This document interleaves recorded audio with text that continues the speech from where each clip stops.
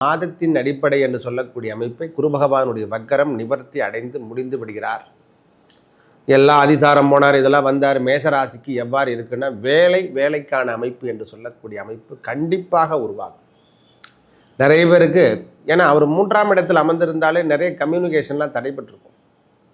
அவங்களுக்கான அமைப்புகள் இதுவரைக்கும் தேடி வராமல் இருந்தால் திருப்பி ஆப்பர்ச்சுனிட்டி கொடுக்க ஆரம்பிக்கும். 17/3 அவங்களுடைய வாழ்க்கை தரம் உயர ஆரம்பிக்கும். இப்போ பணம் தருகின்ற காரகன் யாரான, செல்வத்தை தருகின்ற காரகன், கல்வி தருகின்ற காரகன் என்று சொன்னால் அது குரு பகவான்.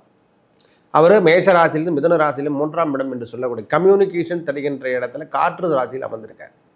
அவர் இந்த வக்ரகாதி காலத்தில் எல்லாருக்கும் ஆப்போசிட் அப்படின்னு சொல்கிற மாதிரி ஒரு சூழ்நிலையெல்லாம் ஏற்பட்டிருக்கும். அந்த சங்கடத்திலிருந்து நிவர்த்தி அடையக்கூடிய காலம் தான் இந்த சங்கடத்தை, அதிசாரம், வக்கர நிவர்த்தி, இதெல்லாம் தான் எல்லாருக்கும் வர்றதுதான்.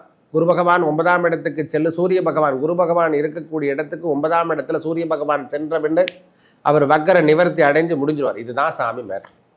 அவர் 5ஆம் இடத்துக்கு செல்லும் போது அதிசாரம் பெறுவார். அந்த அதிசாரம் பெற்று திருப்பி வக்கர நிவர்த்தி அடையும்போது திருப்பி போயிட்டு கோள்கள் திரும்ப ரிட்டர்ன் வரும். இந்த சூரியனுடைய பெயர்ச்சியின் காரணமாக தான் அவர் சுற்றி வருகின்ற இடத்துக்கு ஏற்றால் போல் தான் கிரகங்களுடைய ஒளித்தன்மையை மாறுபடுகின்றது. அவர் சுற்றுப்பாதையில் ஏற்படக்கூடிய மாற்றங்கள் தான் குரு அதிசாரம், வக்கரம், நிவர்த்தி இதெல்லாம் கொடுக்குறது. சனி பகவானுடைய வக்கரது எதுவாக இருந்தாலும் பரவாயில்ல. மேஷத்தை பொறுத்த வரைக்கும் இனிவரும் காலம் சுகம் என்பதை எழுதி கொள்ளலாம்.